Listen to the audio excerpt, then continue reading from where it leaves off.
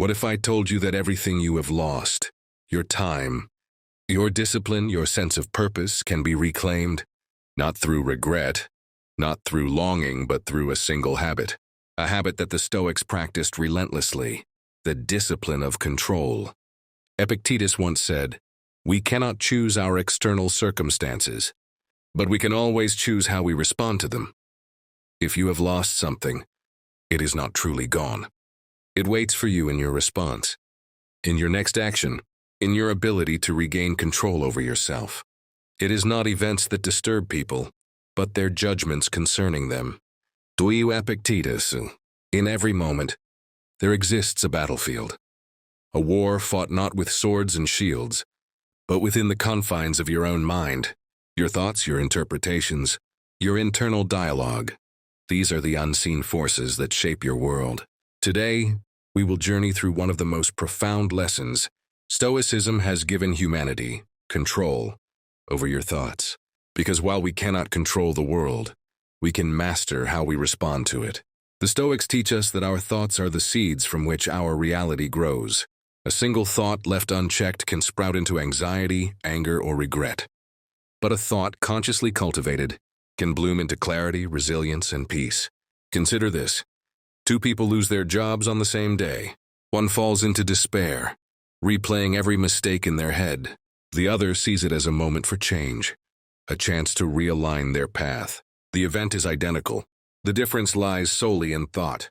Epictetus said, "Men are disturbed not by things, but by the views which they take of them." In other words, the problem is not what happens, it's how you think about what happens. This is where control begins. Not in silencing your mind, but in observing it. Right now, think of something that is bothering you. A problem, a regret, a fear. Now ask yourself, is this within my control? Is my reaction helping me or hurting me? Most often, the issue isn't the problem itself, but the narrative you've built around it. Imagine Marcus Aurelius, leader of the Roman Empire, burdened with decisions that could change the course of history. Yet in his meditations, he wrote not about empires or power, but about his mind. You have power over your mind, not outside events. Realize this and you will find strength. Marcus Aurelius knew that the external world is chaotic, unpredictable, and uncontrollable. But within his mind he found an unshakable fortress. Here lies the core lesson. You cannot control the storm, but you can anchor your mind. You cannot silence the noise outside, but you can choose not to listen. When faced with a problem, zoom out. Look at your life as if you were viewing it from space, a tiny moment on a vast timeline. How significant is this challenge in the grand scheme of your life? Suddenly, what felt overwhelming becomes small. This is the power of perspective. Regret is one of the most corrosive emotions we allow to take root in our minds. Seneca warns us, "He who suffers before it is necessary suffers more than is necessary." How many hours, days, or years have you spent replaying past failures in your mind? How often have you allowed regret to drain your energy, leaving you powerless in the present? Regret is not just a memory, it's a parasite. It feeds on your focus and robs you of your ability to act now. But regret can be turned into wisdom if you ask one simple question. What can I still build with what remains? Because while the past is set in stone, the present is clay in your hands. Write down one regret that haunts you. Ask yourself, what lesson did this teach me? Write one action you can take today to honor that lesson. Regret loses its power when it becomes a teacher. Controlling your thoughts isn't about perfection. It's not about banishing every negative thought or silencing your mind entirely. It's about building a habit of awareness, of redirection, and of action. Every day, practice these 3 steps. 1. Observe your thoughts. Notice when a thought pulls you down. Don't fight it, observe it. 2. Question its value. Is this thought serving you or hindering you? 3. Redirect with purpose, replace the thought with one that fuels action or peace. These steps, repeated daily, create a fortress in your mind, a space where chaos cannot enter. Each evening, take 5 minutes to reflect. What thought occupied most of my day? Did it help me grow or hold me back? How can I think differently tomorrow? The Stoics lived by a simple rule. Do what is within your power. Ignore what is not. Sounds simple, doesn't it? And yet how often do we waste our energy worrying about things beyond our control, other people's opinions, past mistakes, or unpredictable outcomes. The Stoics remind us, your actions are one of the few things fully under your command. Marcus Aurelius once wrote, "Waste no more time arguing what a good man should be. Be one." These words cut through our excuses, our overthinking, and our procrastination. They leave us with one undeniable truth. Action is clarity. Action is power. Action is transformation. If you've lost your discipline, don't wait for motivation to strike. Don't wait for the perfect moment. Take one small action today. If your room is messy, clean one corner. If your work is unfinished, tackle one task. If your body feels weak, do one push-up. Because every monumental change begins with one deliberate step.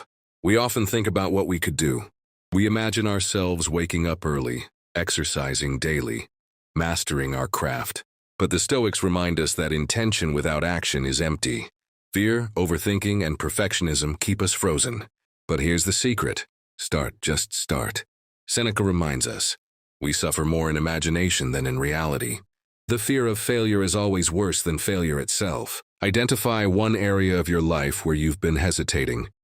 Take one concrete action today, no matter how small. Celebrate the action, not the outcome. Every action carries momentum. Let it pull you forward. Discipline is freedom. Discipline is not a punishment, it's a liberation. Epictetus said, "No man is free who is not master of himself." We often think freedom means doing whatever we want, whenever we want. But true freedom comes from the ability to act in alignment with your values, regardless of how you feel in the moment.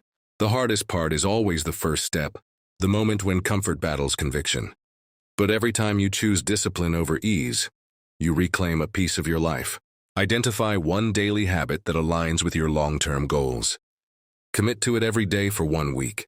No excuses. Track your progress, and notice how small disciplines stack into massive change.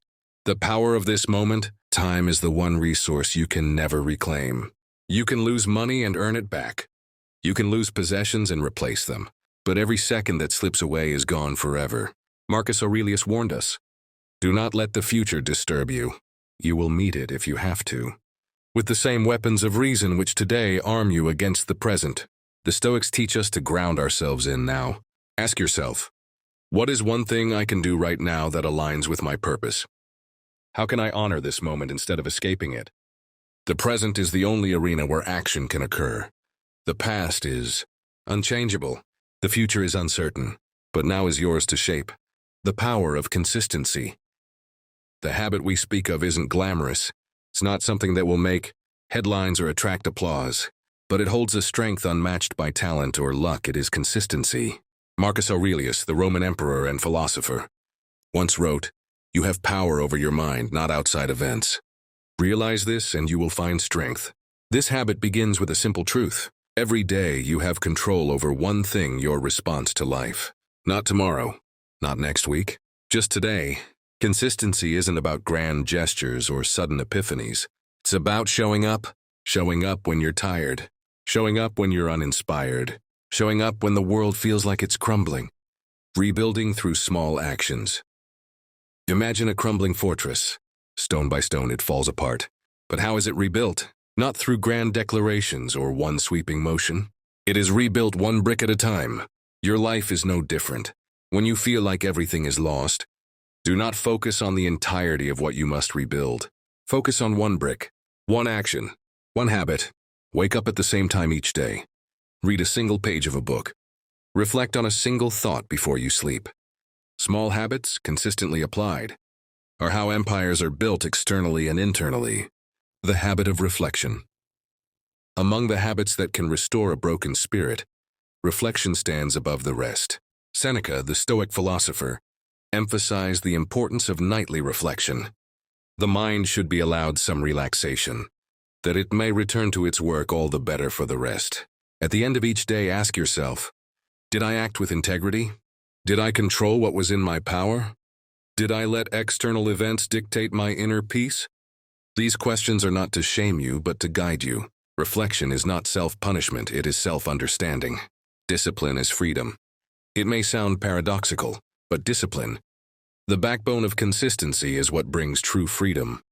Jocko Willink, a modern philosopher of discipline, famously said, "Discipline equals freedom." When you commit to a habit, you free yourself from chaos. You are no longer at the mercy of fleeting emotions, unreliable motivation, or external circumstances. You become a rock in the storm, unshakable, embracing the process.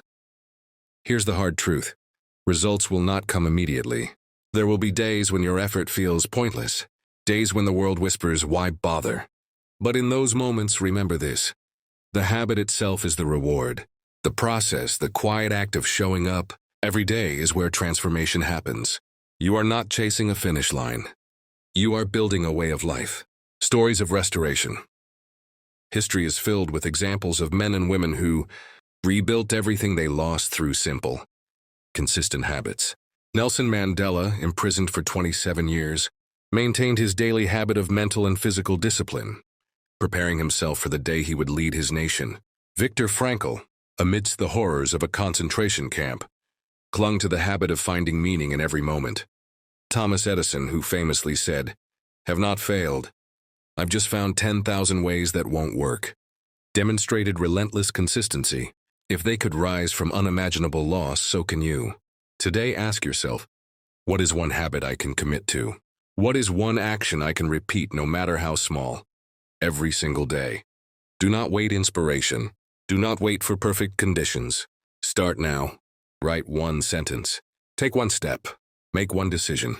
Because in time, these small actions will accumulate into something extraordinary.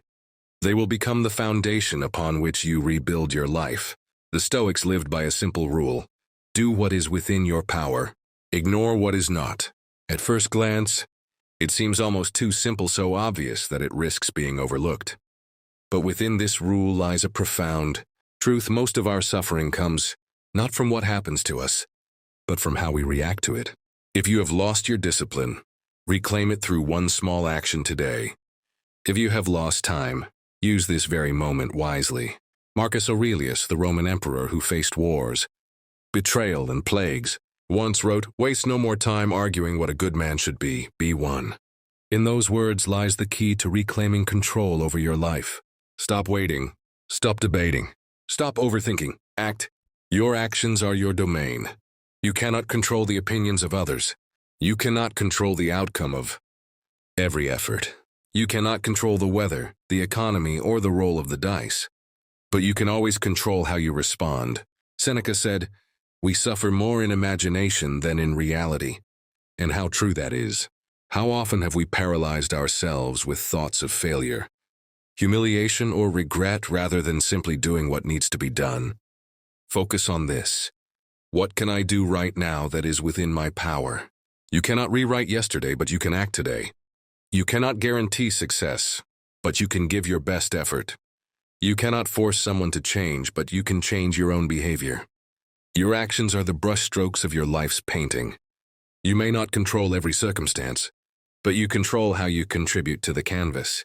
The world loves grand plans, 10-year visions, bold declarations, and perfect strategies. But Stoicism teaches us a quieter, more effective approach. Immediate action. If you've been putting off an important decision, make it now. If you've been delaying a difficult conversation, start it now. If you've been avoiding your responsibilities, face them now. Action, even imperfect action, holds far more value than endless contemplation. A choice every moment. Every moment offers you a choice. To act or to delay. To improve or to decline. To face your fears or to let them grow in the shadows. This is the essence of control.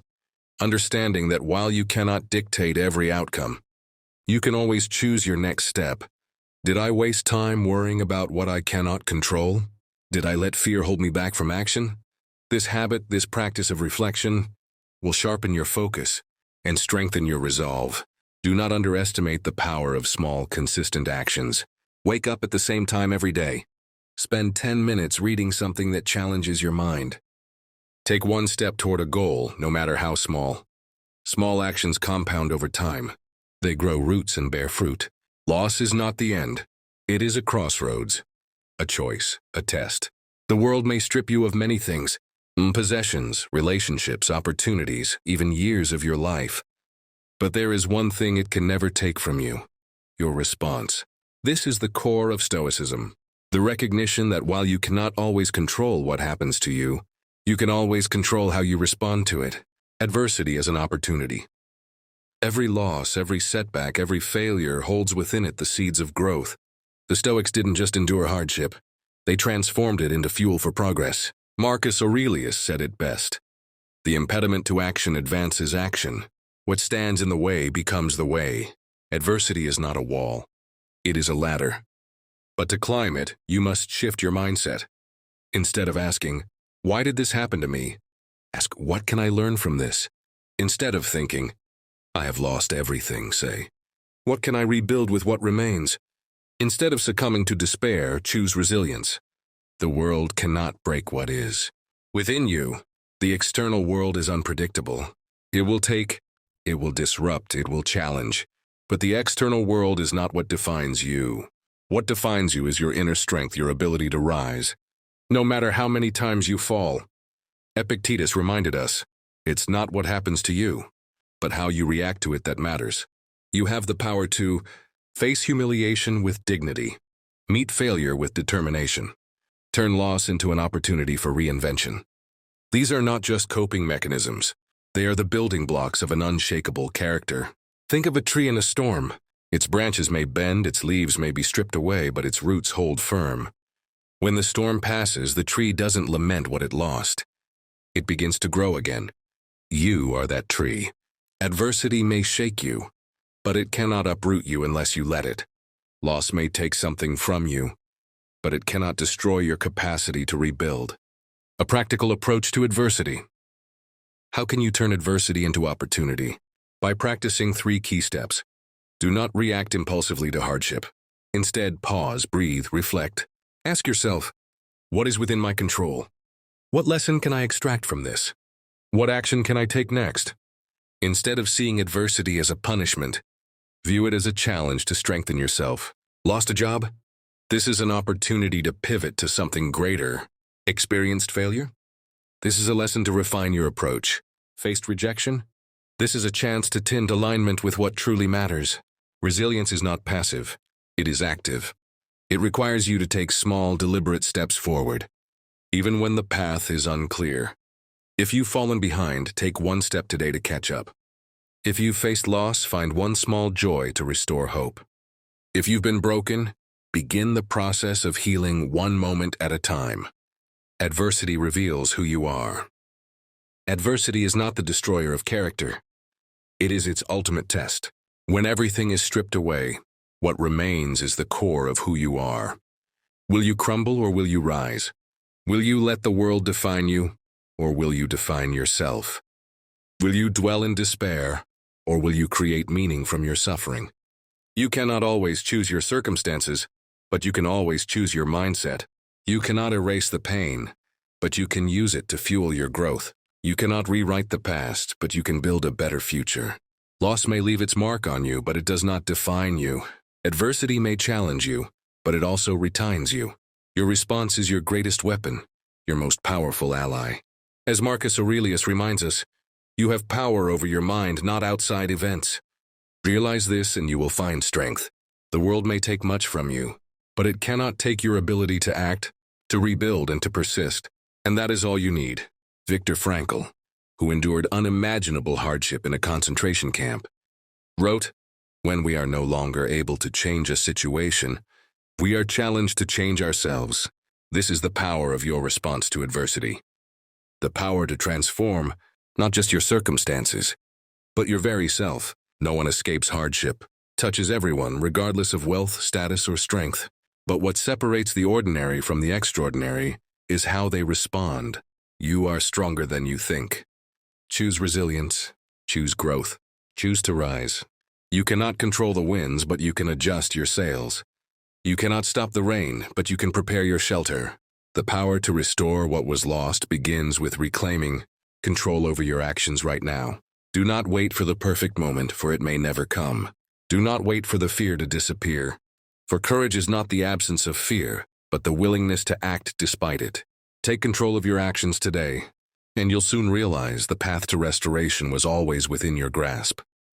The habit is control. Control over your mind, your actions, your response. This is how you regain what was lost. This is how you master fate itself. The past is gone. The future is uncertain. But this moment, this choice is yours. Use it wisely.